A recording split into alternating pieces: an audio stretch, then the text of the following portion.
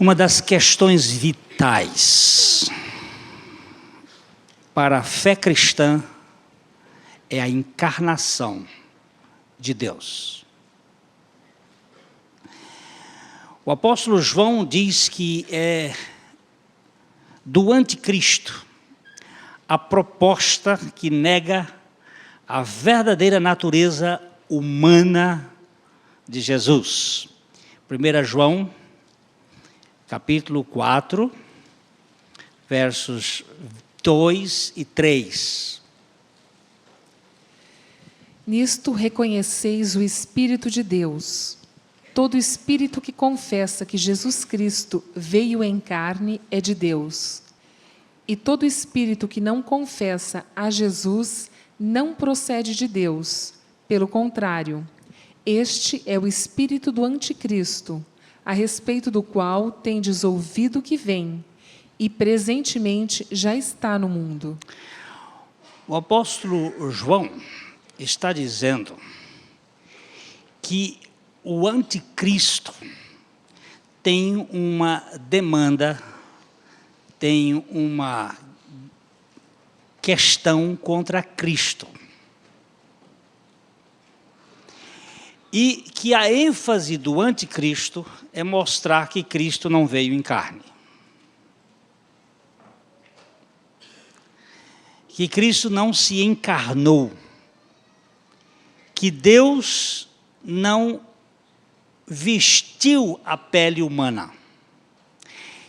E Paulo está dizendo que aquele que é a imagem do Deus invisível, o primogênito de toda a criação, aquele que criou o universo, que todas as coisas foram criadas por Ele e para Ele, Ele se tornou homem, contradizendo o pensamento gnóstico, que punha Jesus numa posição apenas de emanação, como se fosse uma energia, não uma pessoa de carne e osso. Para Richard Glover, a humanidade de Cristo é a grande orla da veste por meio da qual podemos tocar sua divindade. Cristo não foi 50% Deus e 50% homem. O concílio de Calcedônia, 451 é o ano deste concílio de nossa era, afirmou que Jesus é verdadeiramente homem e verdadeiramente Deus.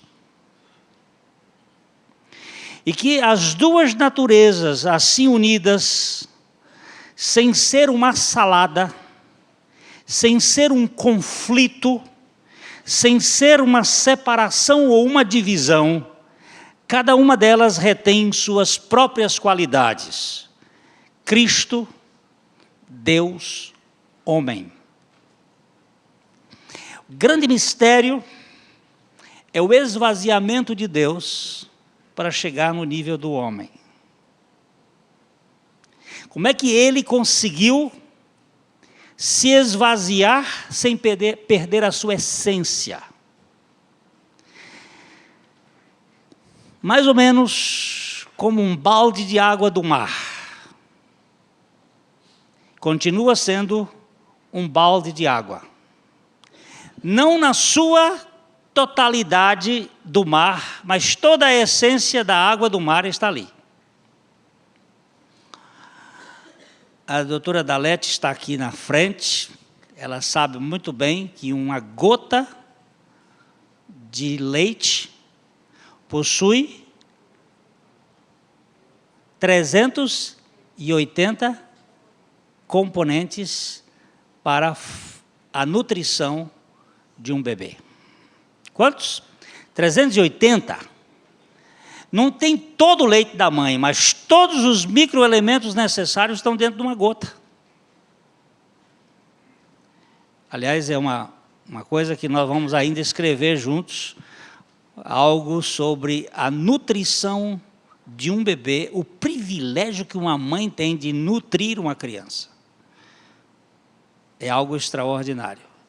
E a natureza divina. É bom que se diga que quando uma criança mama, ela recebe todas as imunidades da mãe. Tudo que a mãe já armazenou durante toda a sua vida, ela transmite via leite para a criança. E se a criança pega um vírus que a mãe ainda não detectou, na próxima mamada, a mãe vai produzir o anticorpo necessário para combater aquele vírus que a criança mamou. Você imagina que coisa extraordinária. A Dalete está sacudindo a cabeça, dizendo que eu aprendi a lição. Eu quero dizer para vocês que a coisa mais espetacular que existe neste mundo é um Deus humanizado. Um Deus que se torna homem, a fim de sugar toda a pecaminosidade do homem, receber todo o pecado da humanidade e, através da cruz, transmitir para o homem a justiça do céu, a justiça de Deus para nós. Jesus Cristo é Deus na forma de homem. Ele é tão inteiramente Deus como se não fosse homem, e tão completamente homem como se não fosse Deus. Mas a humanidade de Jesus tem sido agredida por meio de heresias astutas. A igreja nascente enfrentou o insulto do docetismo, que diz ser o corpo de Jesus apenas uma aparência e que ele não tinha a natureza humana. A gente tem que bater muito nisso porque essas doutrinas estão muito em voga hoje, muito forte na igreja contemporânea. O docetismo é uma palavra que deriva do verbo dokel no grego, que significa aparência. Alegava que Jesus parecia ter um corpo, mas na realidade ele era uma espécie de aparição, um fantasma. Sendo a matéria de natureza má, e só o espírito de natureza boa, Jesus não podia ter um corpo material. O apóstolo João desferiu seus golpes justamente contra essa turma que negava a encarnação de Cristo, sustentando apenas o lado espiritual. Nós temos ainda hoje uma ideia que o nosso corpo é mau. Isto vem das doutrinas persas. Houve um monge na história da igreja chamado Mani. E deste nome vem o maniqueísmo, que é um princípio que coloca a matéria como algo mau e o espírito como algo bom. E que tudo que é material deve ser colocado para segundo plano. Mas isso não é verdade, porque tudo quanto Deus fez é bom. E, aliás, até as comidas do tempo de Jesus, que eram tidas como ruins, Jesus as consagrou, dizendo, não é o que entra pela boca que contamina o homem, mas é o que sai de dentro do homem. Isso sim que contamina o homem. Jesus Cristo era uma pessoa com duas naturezas, humana e divina. Totalmente Deus, totalmente homem. Outra tremenda heresia que foi combatida logo pela igreja nascente era a chamada de monofisismo, que negava a existência das duas naturezas, sustentando apenas uma natureza mista. Essa natureza única não era integralmente divina nem inteiramente humana. Era uma natureza composta de ambos, que eles denominavam de teantrópica. Tea, de Deus, antropos, homem. Uma natureza misturada. Essa heresia do monofisismo propagava uma natureza humana deificada e uma natureza divina humanizada. Jesus era uma espécie de lobisomem espiritual. Uma mistura que não tornava uma pessoa absolutamente humana com suas necessidades e com suas privações. É difícil para a mente limitada e carnal conciliar a presença das duas naturezas na pessoa de Jesus. A propensão natural é fazer com que a natureza humana seja engolida pela natureza divina, de tal maneira que a finitude humana de Jesus não seja problema para aqueles que não aceitam o valor da matéria. Mas eu quero dizer para vocês que ainda que a coisa seja matéria, que Jesus tinha um corpo, ele era totalmente Deus, totalmente homem. E aqui que Paulo quer colocar diante de nós essa questão. Como é que esse Deus absoluto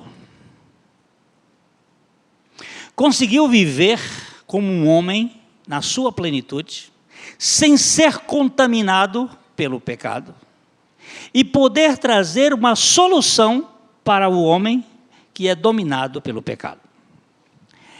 A questão básica do pecado não é jurídica, não é legal.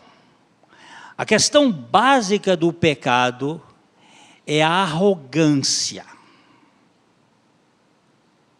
Por favor, não entendam que o pecado seja simplesmente uma transgressão da lei de Deus, mas uma rebeldia à submissão de Deus. Antes de qualquer coisa, Adão, ao transgredir a lei, ele estava mordido por uma tentação de ser como Deus. E é isto aqui que é o fundamento do pecado e a base da salvação. A teomania faz com que nós queiramos ser Deus absoluto, onipotente. Dentro de nós há um desejo muito grande de pódio, de grandeza, de reconhecimento. No livro de Ezequiel, no capítulo 27, vamos ler o versículo 1 e 2. Veio a mim a palavra do Senhor dizendo: Tu, pois, ó filho do homem, levanta lamentação sobre Tiro. Dize a Tiro, que habita nas entranhas do mar e negocia com os povos em muitas terras do mar. Assim diz o Senhor Deus: Ó Tiro, tu dizes: Eu sou perfeita em formosura. Vamos agora para o capítulo 28, versículo 1. Veio a mim a palavra do Senhor dizendo: Filho do homem, dize ao príncipe de Tiro: Assim diz o Senhor Deus, visto que se eleva o teu coração e dizes: Eu sou Deus, sobre a cadeira de Deus me assento no coração dos mares, e não passas de homem e não és Deus, ainda que estimas o teu coração como se fora o coração de Deus. Olha só aqui o que está por trás. O príncipe de Tiro, ele se tinha numa conta muito elevada. Ele se colocava num pedestal no coração dos mares e se propunha ser como Deus, não sendo Deus, mas sendo homem. Todas as vezes que nós nos exaltamos, ou que ficamos ressentidos por não sermos reconhecidos na nossa posição de admiráveis, de figuras ilustres, de pessoas nobres, nós estamos, de alguma maneira, tomando um lugar de deificação, de divindade. Não foi só Faraó que se considerava Deus, nem os reis antigos. Nós temos essa tendência. Nem só Romário, quando Túlio disse que era o rei, e aquele outro jogador, Gaúcho, Renato Gaúcho, e ele disse, se eles são um rei, eu sou Deus. Não é só isto nessa brincadeira de jogadores de futebol. Não é só a tendência daquele moço da guitarra, o John Lennon, que disse que se Jesus era famoso, ele era mais famoso do que Cristo. Não é só a bobagem do Dr. Tancredo, quando recebeu acima de 500 votos para a sua eleição à presidência da República. Ele disse, quando os malufistas da época estariam apoiando a sua candidatura, e Antônio Carlos Magalhães, que nem Deus o iria proibir de subir a rampa do Planalto, e nem só como aquela menina que aqui na cidade de Londrina, num certo dia do ano de 2002 a 2003, quando os outros companheiros vieram buscá-la na sua casa e levá-la para uma festa. O carro cheio, muito lotado, com 5 rapazes, e a moça entrou, malemala, apertando-se. A mãe da moça chegou e disse, com um gesto de ternura de mãe, Deus acompanhe vocês, minha filha, meus filhos. E ela diz, só se ele for no porta-mala. E aqui, descendo a região, perto do shopping, o carro bateu, morrendo 6. Mas o interessante é que o porta-malas ficou intacto, inclusive as bandejas de ovos que estavam no porta-mala, nenhum deles se quebrou. Eu não estou falando dessas asneiras, dessas loucuras de crianças estúpidas que queiram brincar de Deus. Eu estou falando dessa atitude nossa de achar que nós somos tão importantes, que até espiritualmente falando, nos tornamos melhores do que os outros. Eu não sou como aquele lá, roubador, adúltero.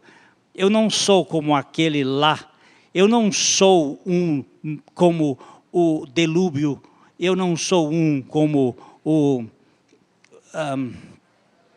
eu até esqueci o nome do rapaz, o Valério.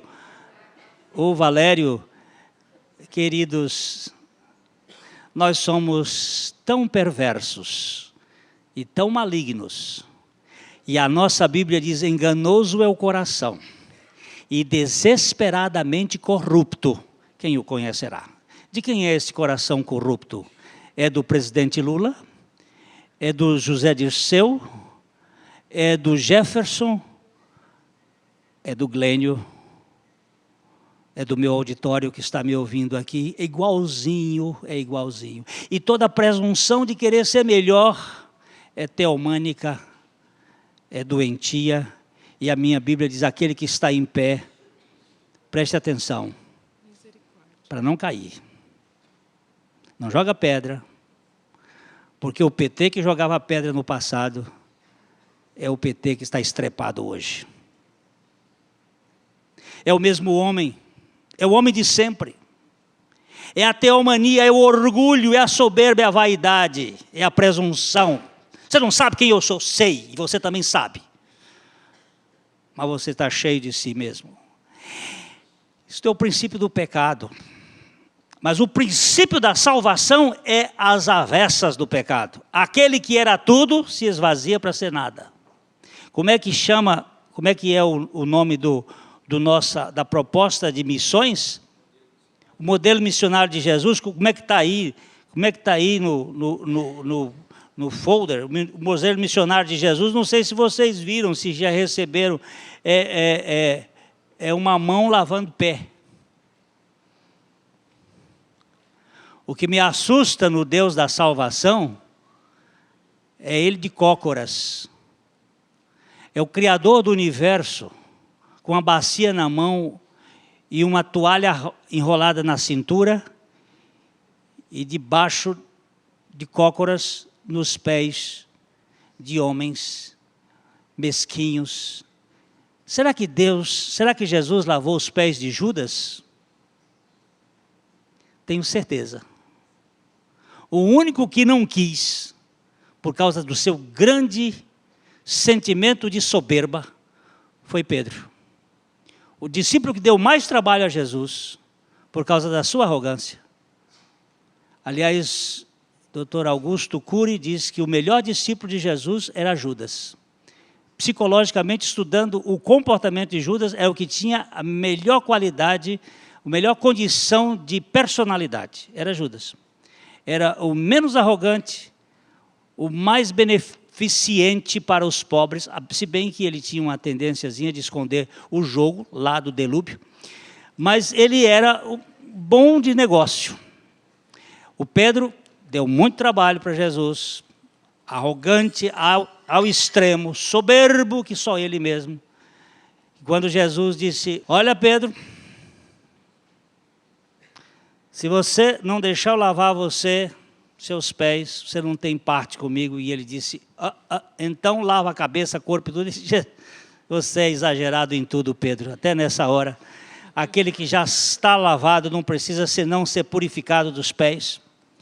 O que Jesus está mostrando aqui é que o grande problema nosso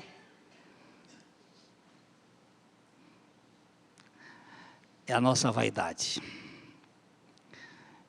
Eu quero ver se este mês eu ainda vejo outra vez aquele filme extraordinário, Advogado do Diabo.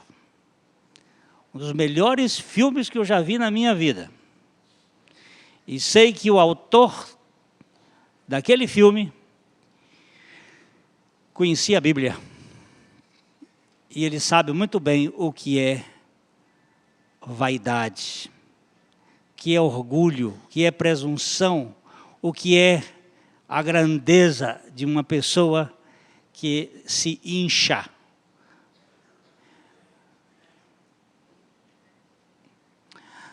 A salvação é Deus esvaziando-se. Eu gosto desse texto como gosto do ar. Quero que você leia comigo Filipenses capítulo 2, de 5 a 8. Lembrando da nossa senadora Heloísa Helena.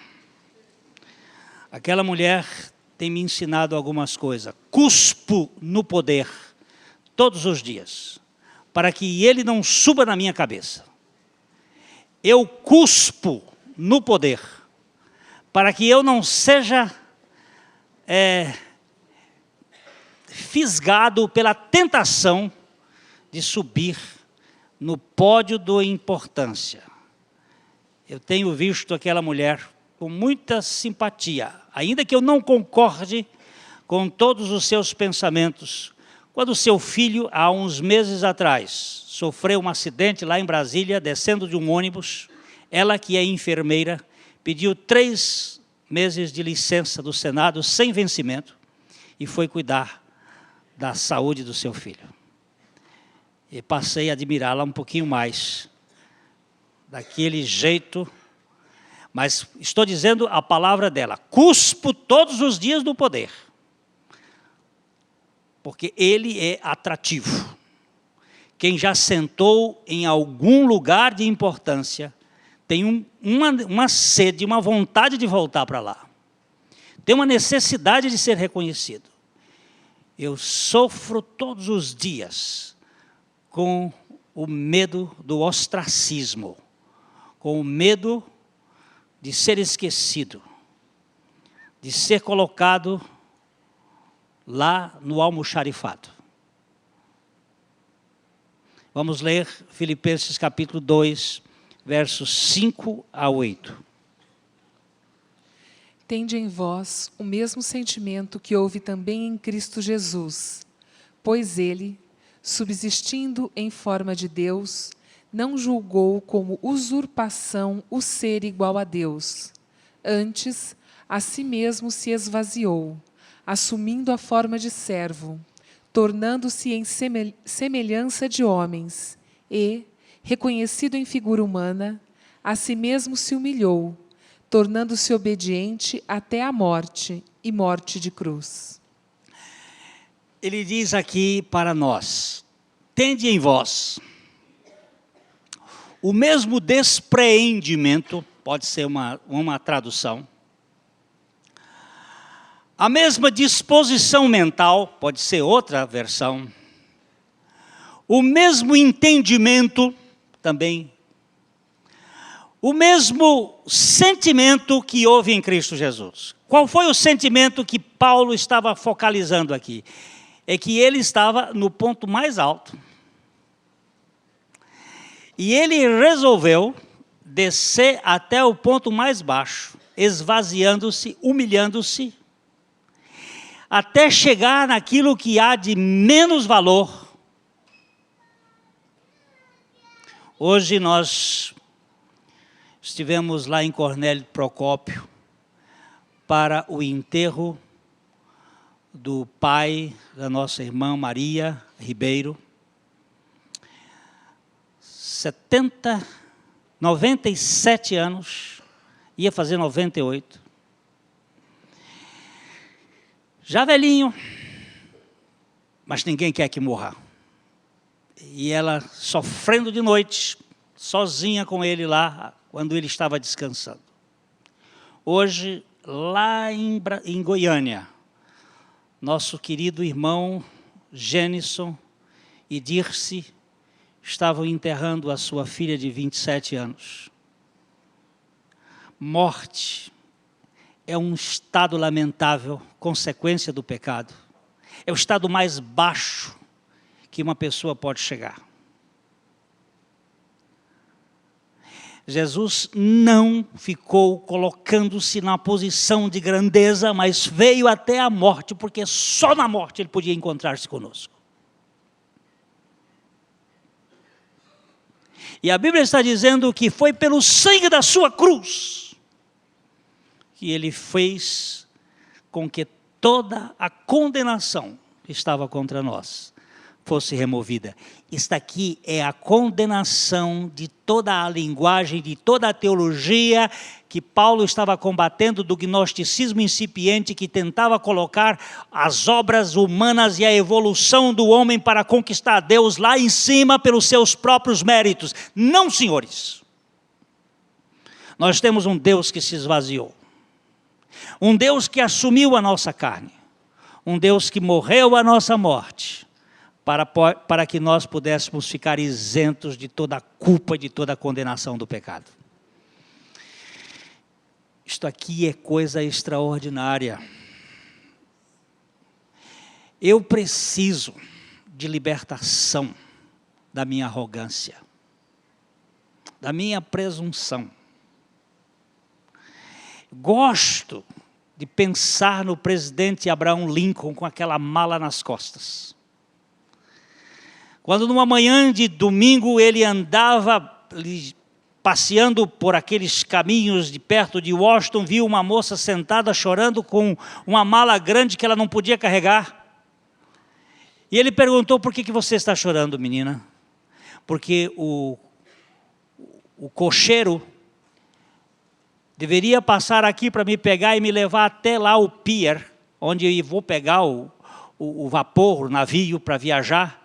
E agora ele não veio, e a hora está chegando, e eu vou perder o meu transporte. E o presidente pega aquela mala de 1800, não é mala moderna, meu amigo, desculpa. Mala de 1800 e para viajar era um baú. E Lincoln, aquele homem de 1,87 m de altura, magro, magérrimo, com uma mala no ombro, andando rapidamente, dizia: vamos, minha filha, vamos rápido. Quando o seu general, o ministro da guerra, passou e disse: presidente, o senhor com uma mala nas costas? Isso não é trabalho para o senhor. Ele disse: essa moça está querendo chegar lá na estação, não, como é que chama esse negócio de navio? No porto. Quer chegar lá e não tem jeito, e eu estou aqui ajudando. Mas, presidente, o senhor não pode levar isso, presidente. O senhor é presidente dos Estados Unidos. E Lincoln, com aquele jeito de lenhador próprio dele, ele disse: se eu não puder levar a mala de uma cidadã americana, eu não posso ser presidente desses países. Você pensar que o Salvador do universo, o Criador do universo, é isso que Paulo está querendo dizer. Todas as coisas foram criadas por Ele e para Ele. Ele é o primogênito de toda a criação. A palavra primogênito aqui não quer dizer que ele tenha sido gerado, mas ele vem do mesmo tronco do Criador, da mesma essência, monogonês, que significa que tem a mesma origem, o mesmo princípio vital, aquele que é o Criador do universo, lavando o pé de pecador, assumindo uma cruz, morrendo uma morte que não era dele, sem reclamação, sem nenhuma reivindicação, sem nenhuma CPI, para fazer. Por que o senhor está fazendo isso? É isto que Paulo quer dizer aqui em Colossenses. Este Cristo é extraordinário, que é o cabeça do corpo da igreja, o princípio primogênito de entre os mortos, para em todas as coisas ter a primazia, porque aprove a Deus que dele residisse toda a plenitude, e que, havendo feito a paz pelo sangue da sua cruz, por meio dele reconciliasse consigo mesmo todas as coisas, quer sobre a terra, quer nos céus. Aquilo que estava mais voltado para o contra. Você não me quer, mas eu te quero. Ele nos atrai para a reconciliação das partes que estão em guerra. Queridos, não é a força de He-Man, nem do Smurf. Se vocês estão pensando que isso é pouco, os nossos jovens hoje estão sofrendo o problema da metamorfose. Toda esta luta que está acontecendo aí é fruto de uma mentalidade que foi implantada, onde o prazer está acima do ético. Hoje de manhã, quando eu vinha para cá, para o estudo com o grupo que está fazendo o discipulado, eu via os rostos de um grupo de jovens que andava pela rua. E me lembrei de uma palavra de um médico do ano atrasado, quando isto mesmo aconteceu. Ele disse, é uma juventude encurralada e currada. A palavra é dura. Por quê? Porque está faltando a opção da liberdade em Cristo Jesus. Porque todas as coisas me são lícitas, todas as coisas não me convêm. Porque todas as coisas me são lícitas, eu não me deixarei dominar por elas. Por quê? Porque houve um Salvador que se interessou por mim. Porque houve um Salvador que veio a este mundo não para me fazer um fariseu hipócrita, nem tampouco me fazer um fanático, mas para fazer-me um filho de Deus, um membro da família real, para sentar junto do trono da graça e experimentar as benesses de sua salvação. Eu que não sou nada, passei a ser tudo. Pelo preço da redenção, eu posso avaliar o quanto ele me avaliou. O custo da sua salvação é caríssimo, meu amigo. Não há ninguém que possa pagar. Mas ele pagou, porque ele pagou com a sua própria vida. Para quê?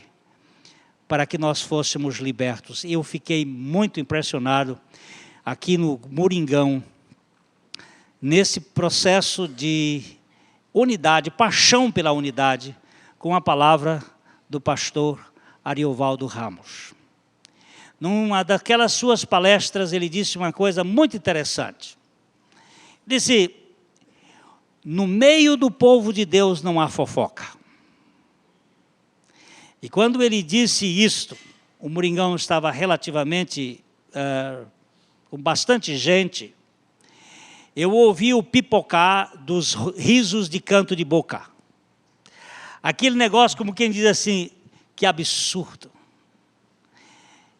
Que bobagem esse cara está dizendo.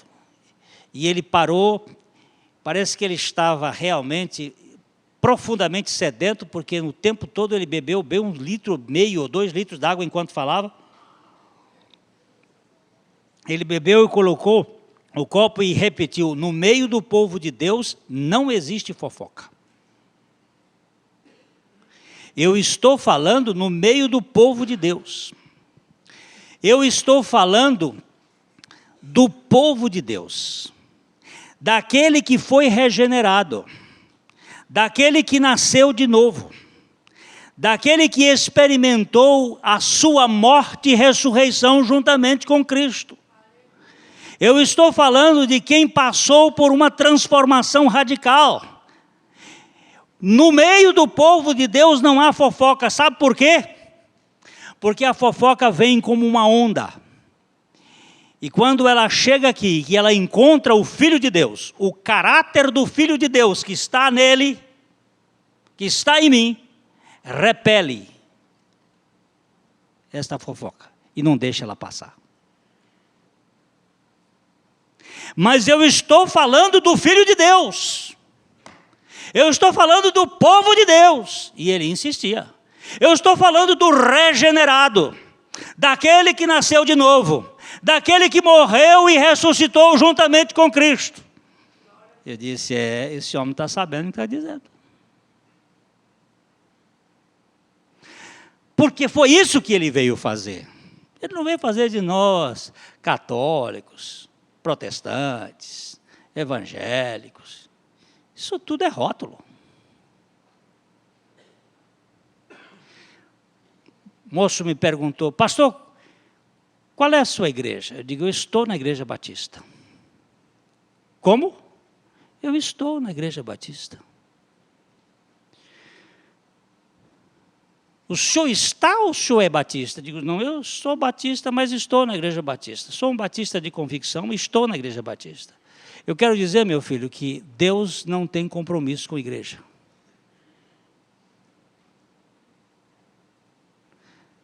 E creio eu que Deus tem pessoas em todas as igrejas.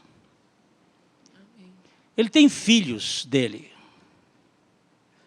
em todas as igrejas. Aqueles que foram regenerados pela sua graça. Aqueles que experimentaram esta obra da redenção. Por isso eu não gosto nem de entrar no mérito da questão de dizer qual é aquela que é melhor do que a outra, e nenhuma delas é tão boa assim. Tem umas que são mais serinhas e outras não. O nosso problema não é criticar. Nosso problema é saber o que foi que Cristo veio fazer para nos libertar. Para que nós sejamos livres de quem? De nós mesmos, de nossa arrogância, de nossa presunção, de nossa soberba.